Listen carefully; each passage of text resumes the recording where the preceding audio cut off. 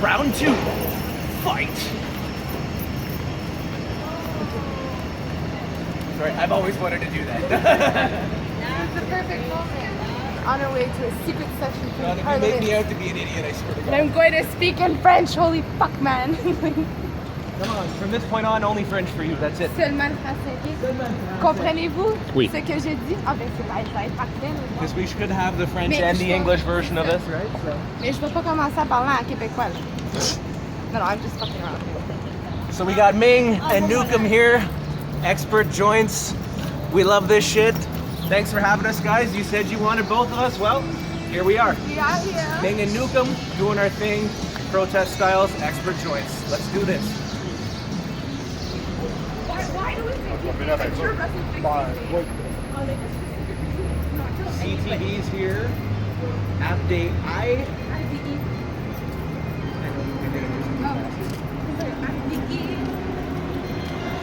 What is happening? Last time we were here was the changing of the guard. Now, I don't know what the fuck is happening.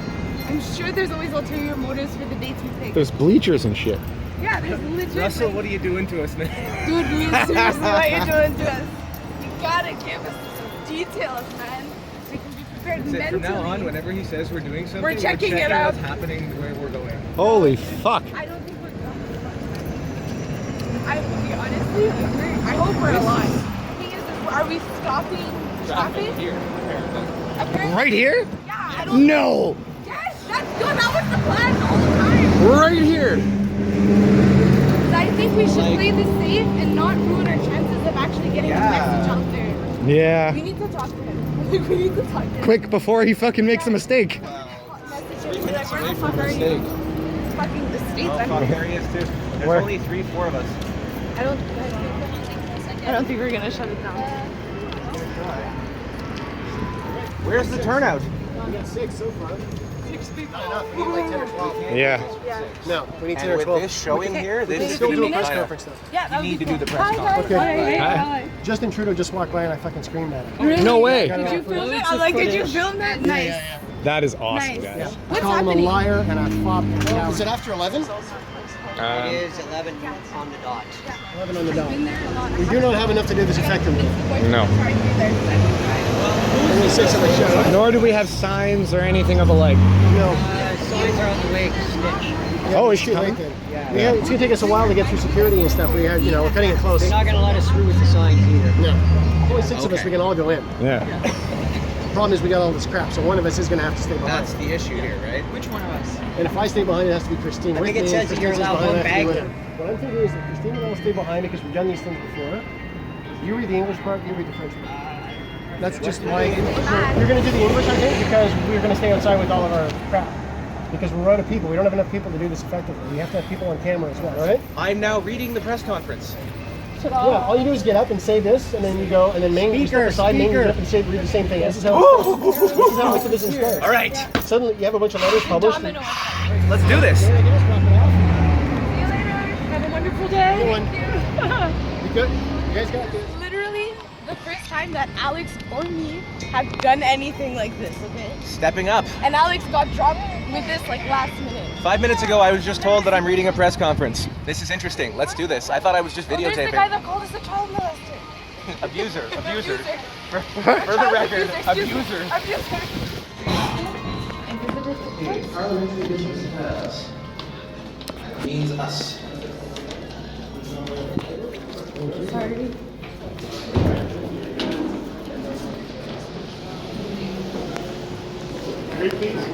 Darcy.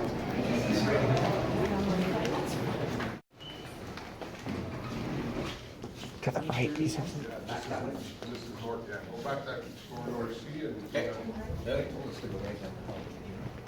Yes, but we probably went too far.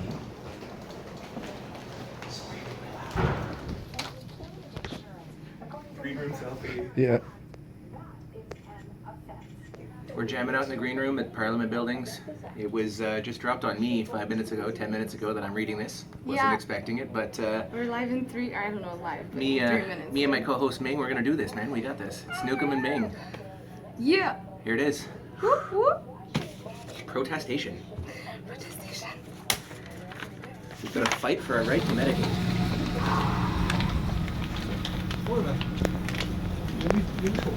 Remember, we're not putting in the first about that there. Non, tu peux y aller toi aussi. So guys, just sit down, please. Go in the back. Okay. So when you're ready, go ahead. All right.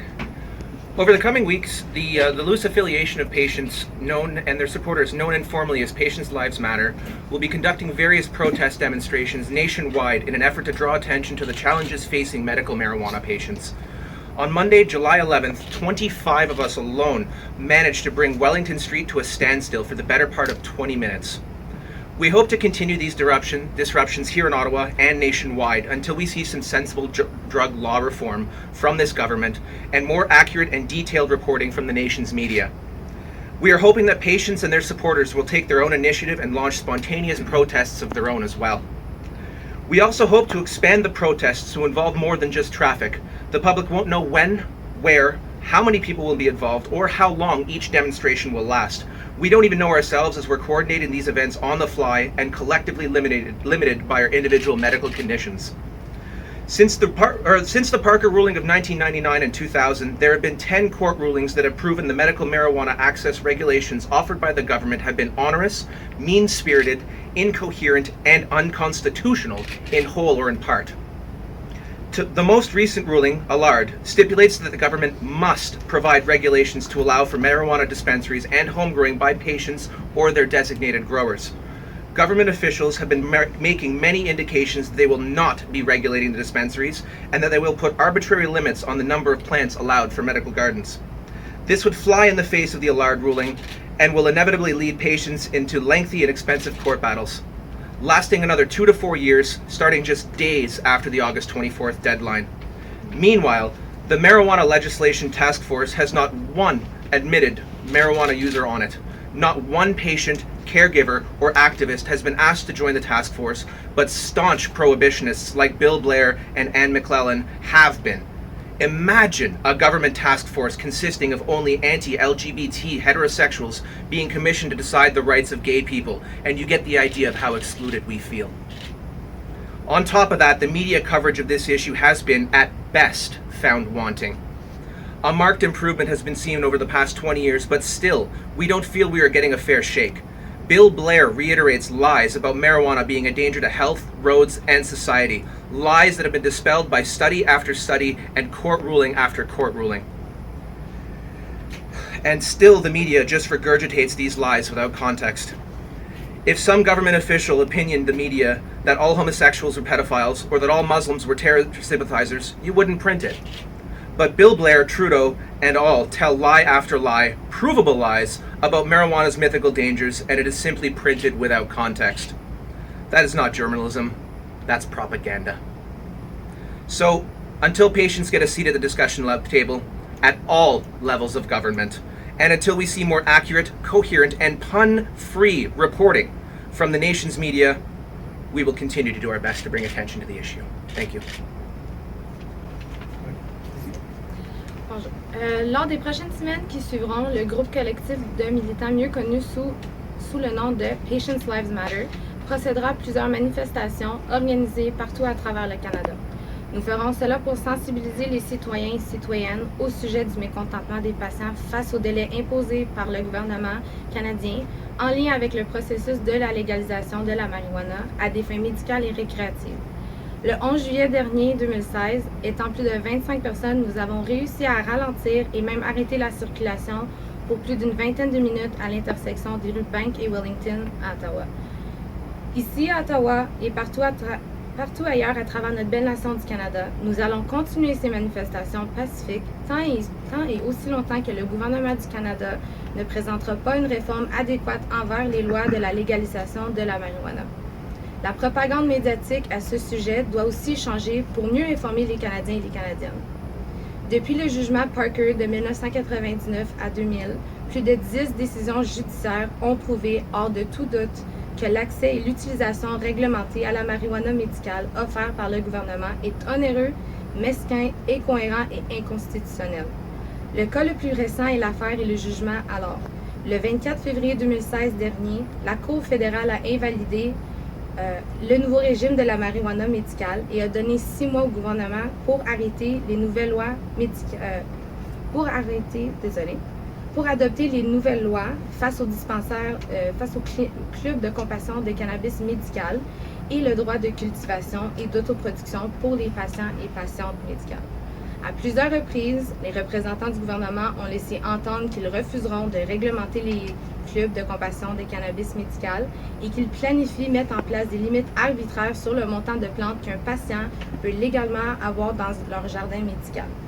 Ces actions iront à l'encontre à l'affaire alors et obligeront les patients à se battre en cours contre ces lois absurdes. Le 24 août approche et après cette date, ce long processus que les patients devront entreprendre pourra durer de 2 à 4 ans au besoin. Pendant ce temps, le comité pour la légalisation de la marijuana au niveau fédéral n'a admis aucun consommateur de cannabis parmi leurs rangs. Aucune invitation n'a été lancée à des patients, des fournisseurs de soins de santé ou des activistes pour faire partie du groupe.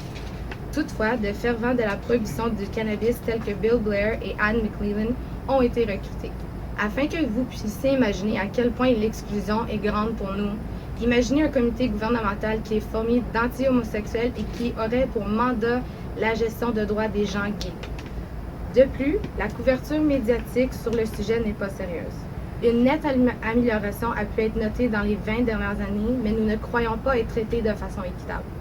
Bill Blair répète des mensonges au sujet de la marijuana et affirme que celle-ci est soit un danger pour la santé, pour la conduite et pour la société. Ce sont des mensonges qui ont été dépeints par de nombreuses études et décisions judiciaires et à ce jour, les médias reprennent ces mêmes mensonges et les partagent sans contexte.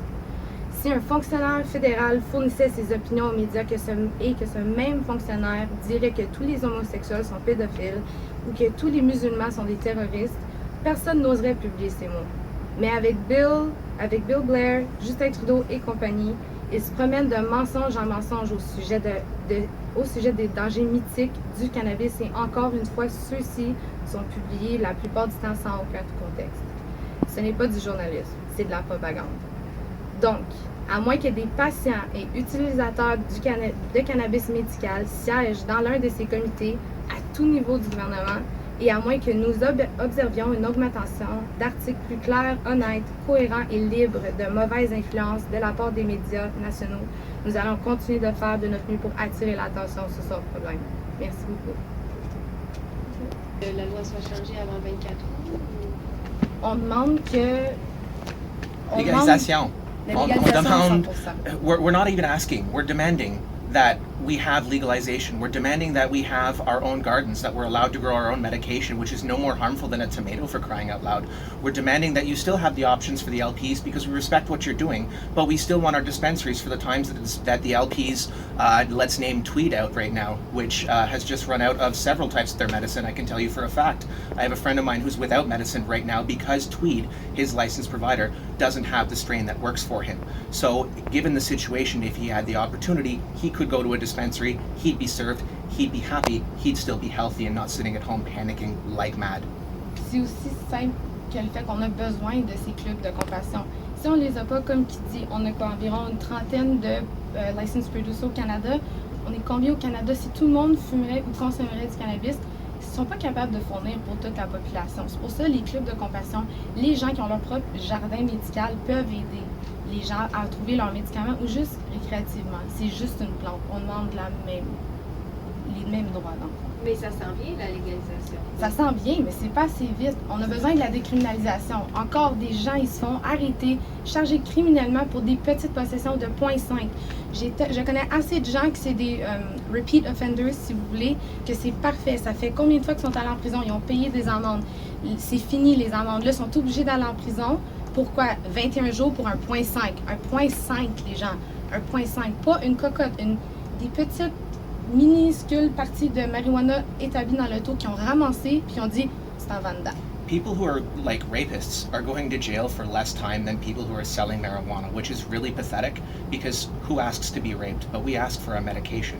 Why in God's name should a person that's selling someone medication, something to better their life, be put in jail because Trudeau hasn't bothered to deal with the problem now instead of waiting until later when it's more convenient for him? I myself am a legal medical patient. I suffer from borderline personality disorder, antisocial personality disorder, and severe anxiety. I would not be able to stand here and deliver that speech half as eloquently without shaking, vomiting, or falling over without my medication. You see me standing here. I'm eloquent. I'm possible. I'm here. I'm happy to be here and represent everybody. Coherent even. Without my medication, I am not. I'm confined to my apartment. It's pathetic.